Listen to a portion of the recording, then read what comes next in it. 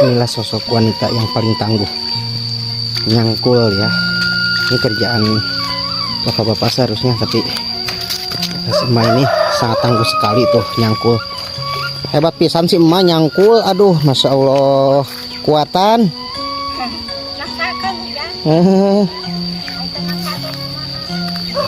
Kap mana atuh pun anak.